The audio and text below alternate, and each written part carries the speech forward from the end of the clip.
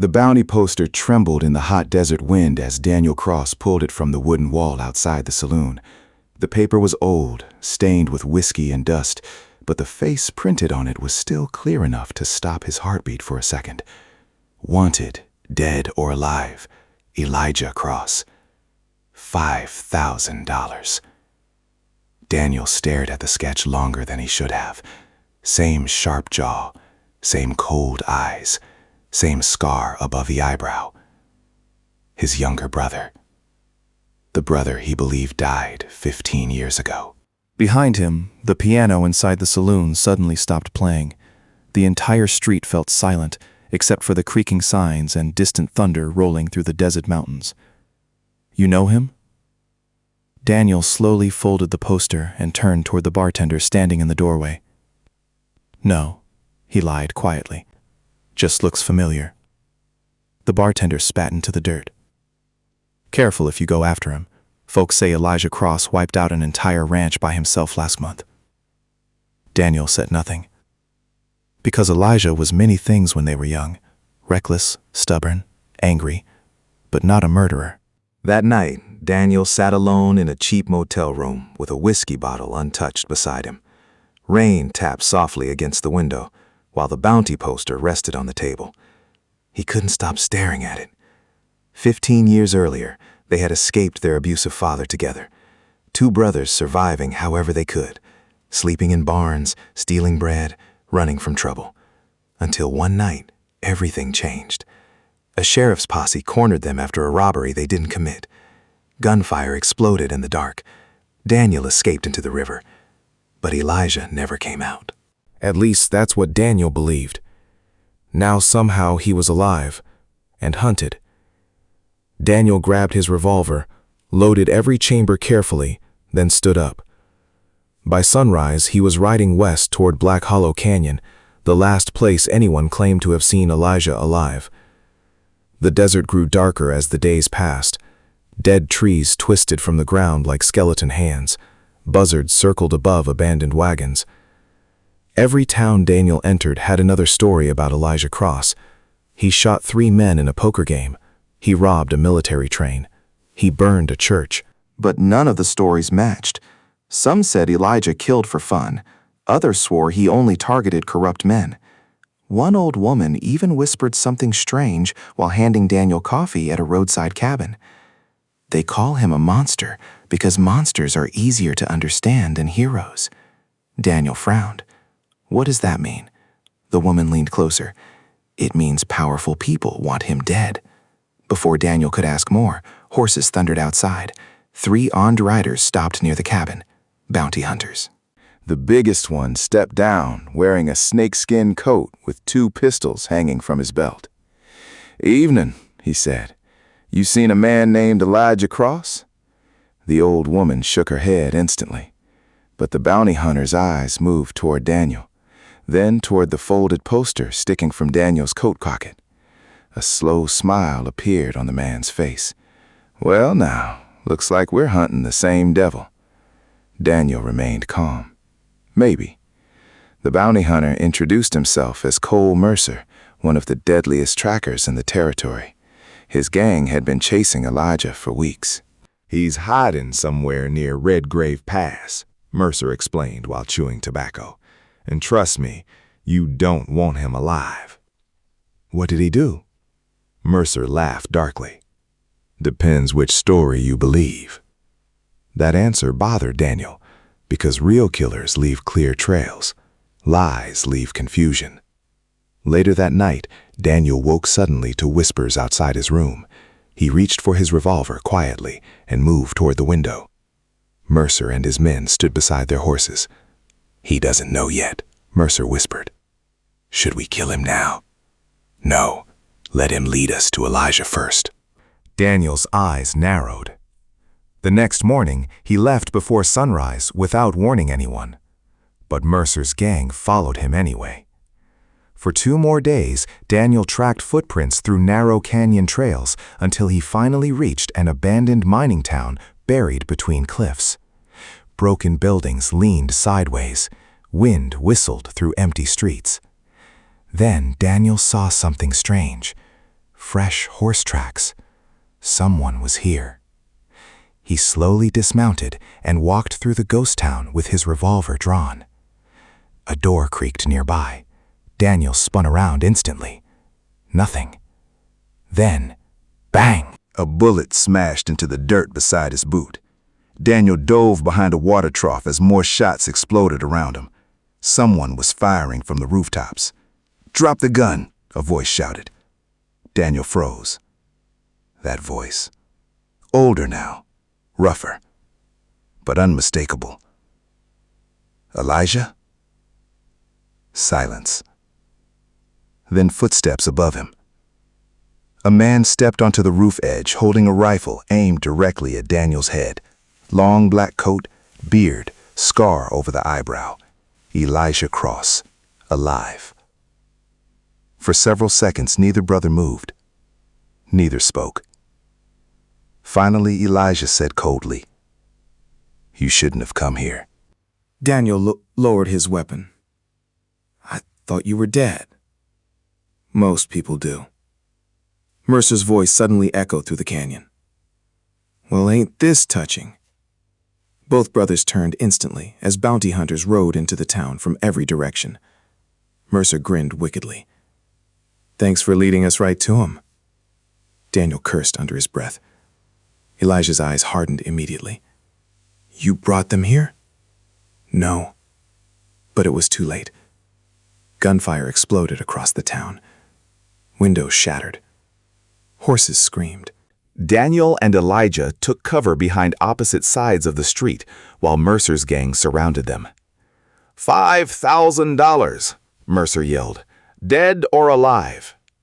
Elijah reloaded calmly. "You should leave," he told Daniel. Daniel fired back at a bounty hunter climbing a roof. "I'm not leaving again."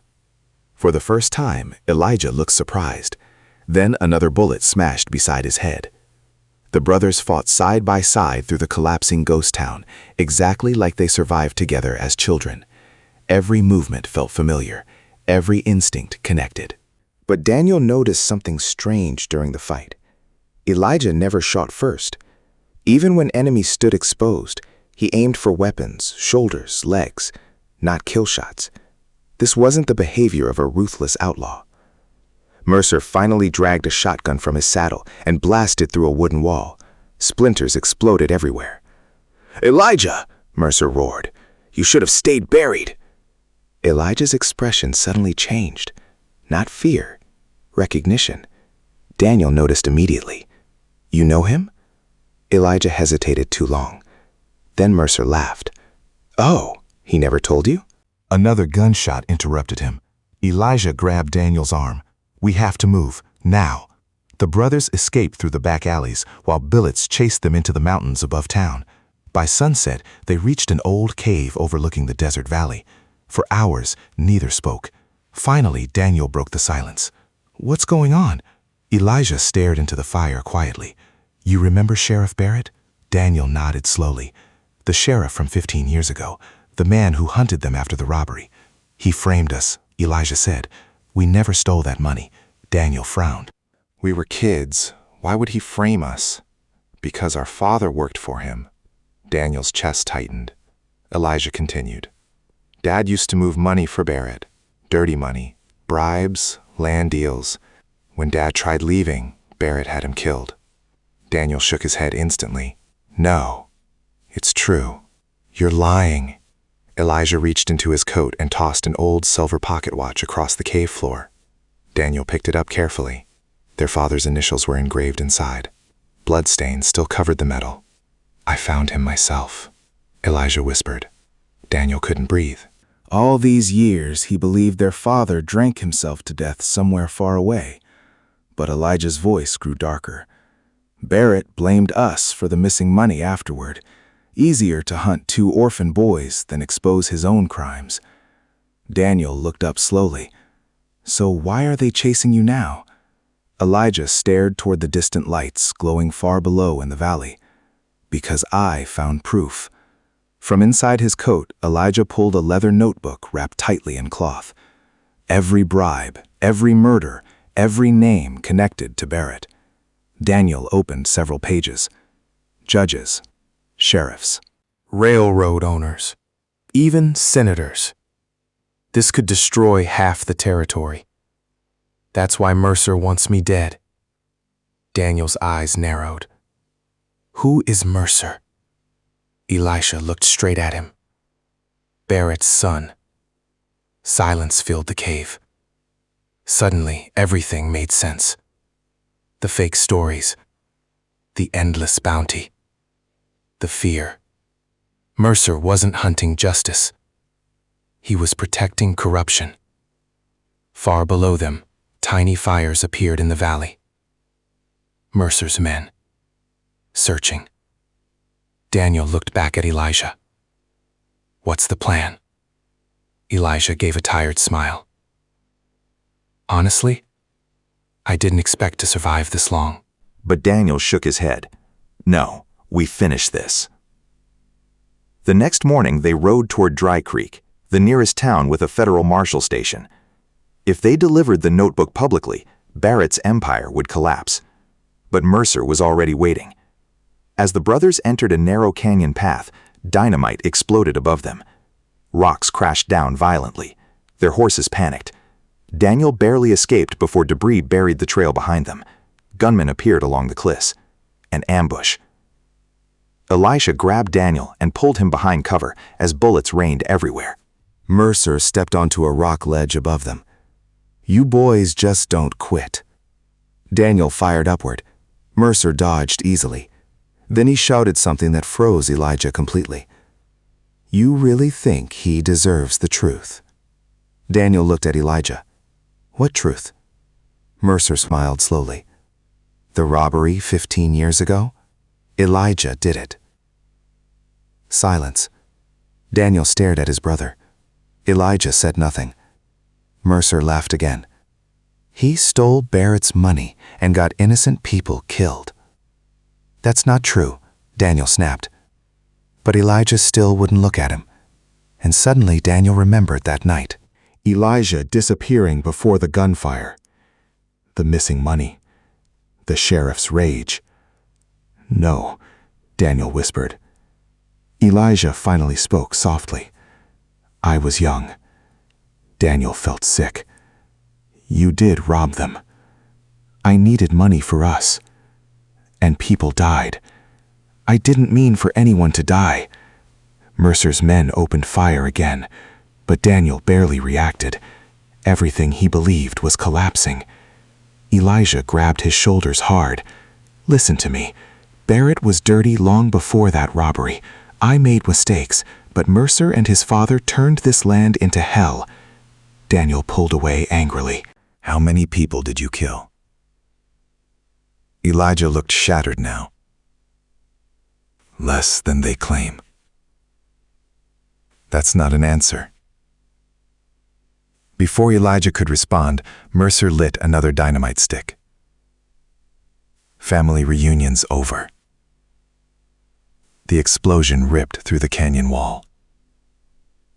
Dust swallowed everything. Daniel lost consciousness instantly. When he woke later, night covered the desert. Pain burned across his ribs. Nearby, Elijah sat against a rock, bleeding heavily from his side. Mercer's gang was gone. Daniel slowly stood. Why didn't they kill us? Elijah coughed painfully. Because Mercer wants the notebook first. Daniel looked around. The leather notebook was missing. Elijah's face darkened. He took it. For a long moment, the brothers sat silently under the cold stars. Finally, Daniel asked quietly, "Did you ever kill innocent people?" Elijah closed his eyes. "Yes." Daniel looked away. "But not the way they say." Elijah whispered, "Sometimes during robberies. Sometimes in gunfights. I tried surviving. That's all. The honesty hurt worse than lies. Because Daniel wanted Elijah to be innocent. Completely innocent. But the Wild West didn't create innocent men. It created survivors. By dawn, Elijah could barely stand. Still, he forced himself onto his horse. We can still stop Mercer. How? El Paso Station. Barrett's meeting railroad investors there tomorrow night. Mercer will deliver the notebook personally.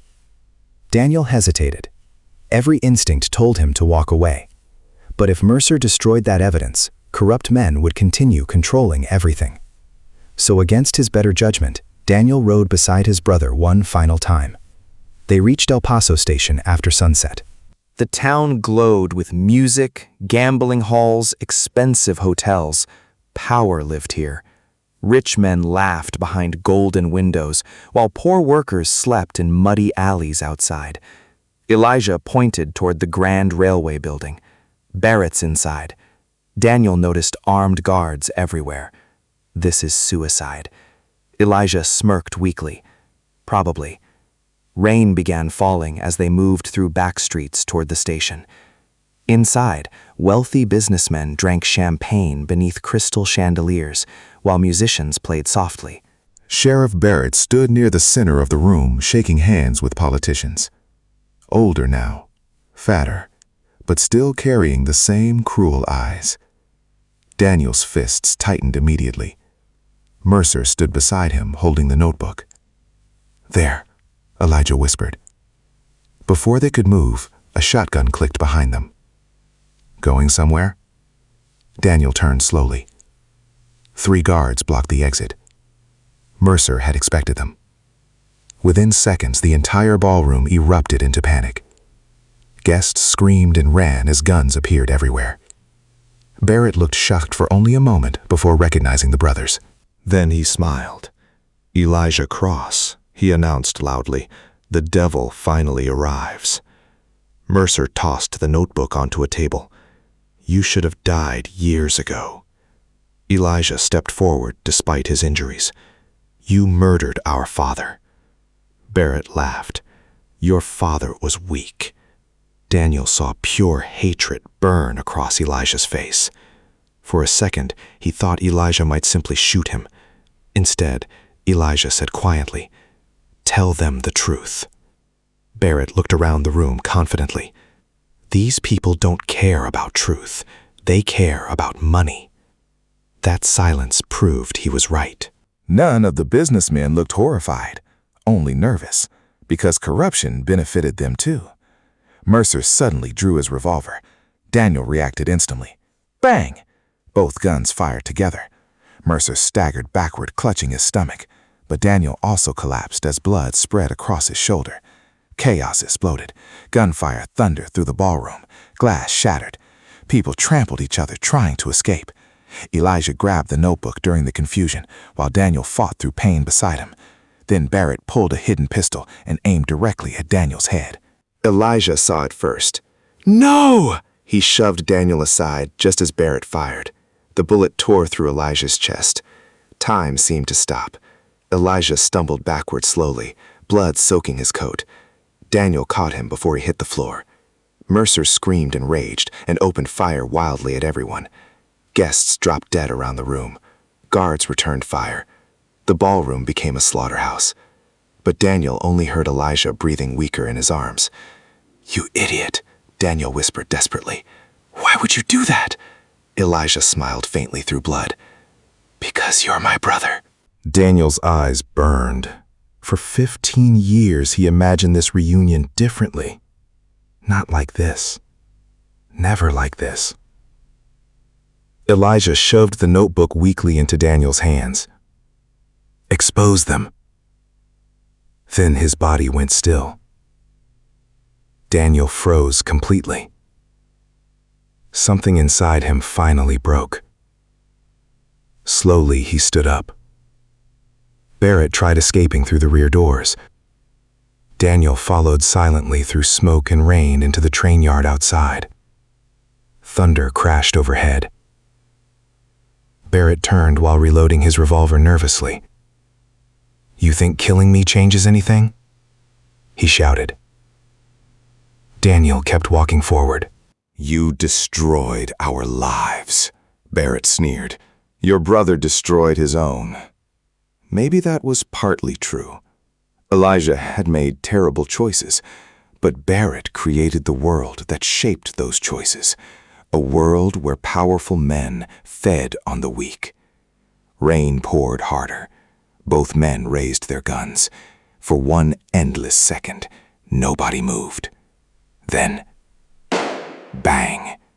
Barrett's revolver fired first. Daniel twisted sideways as the bullet grazed his ribs, and Daniel fired once, straight through Barrett's heart. The sheriff collapsed into the mud beside the train tracks, dead. By morning, federal marshals arrived after hearing about the massacre. The notebooks spread across every newspaper in the territory within days. Judges resigned. Politicians disappeared. Railroad owners fled the country. Cole Mercer died from his wounds before trial, and Elijah Cross became something strange.